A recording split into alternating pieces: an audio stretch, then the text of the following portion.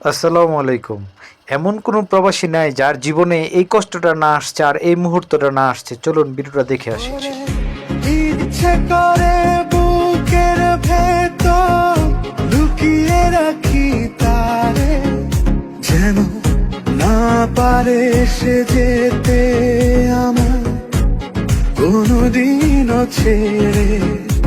আমি এই জগতে তারে ছাড়া থাকবো না গো, থাকবো না তারে। এক জনমে ভালোবেসে ভরবে না মন, পড়বে না।